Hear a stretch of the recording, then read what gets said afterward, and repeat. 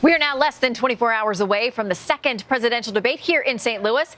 There is a lot at stake. Our panel is back to talk about that and some advice. Steve Hayes, Dr. Gina Loudon, Tom Bevan, and Rick Brunell. All right, Steve, we're going to go down the line here briefly if you'll give us. First, we'll go for advice for Trump. My advice for Trump would be to say that he's stepping down and that he's going to have Mike Pence fill in for the rest of the race so that Republicans can try to make of it and beat Hillary Clinton. Okay, so really, what are the odds you think he does that? Very slim. But you asked what my advice is. I'm going to tell you what I'm going to tell you what I say. Should she step down too? No, she shouldn't step down. She should say as little as she can possibly say to get in the way of this Republican train wreck. And of course, what we're hearing from within her campaign is the last thing they want him to do is step down because they love him as their candidate to be their opponent tomorrow night and continue on. So, Dr. Gina, best advice for Trump?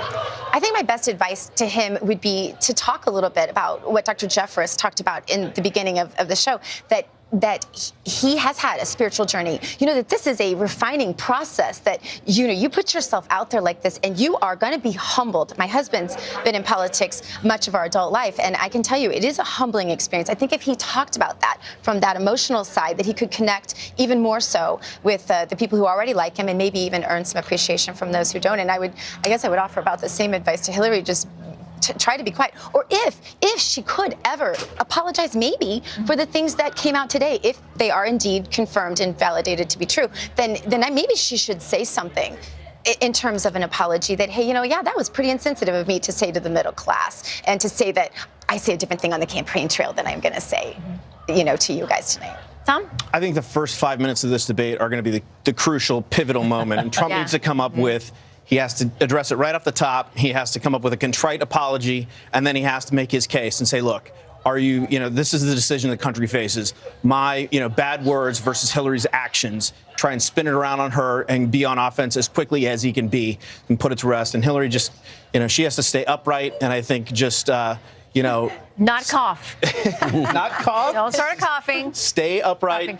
And, do as much as she can to sort of stay on policy, stay on point, and leave Trump to be Trump. Rick? Martha Raddatz is one of the moderators. She is a foreign policy expert.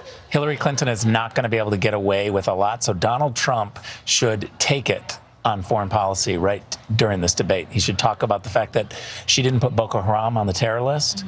He should talk about the disastrous Iran deal, because Martha Raddatz is there to fact check Hillary, and unlike any other moderator, she'll be able to do it.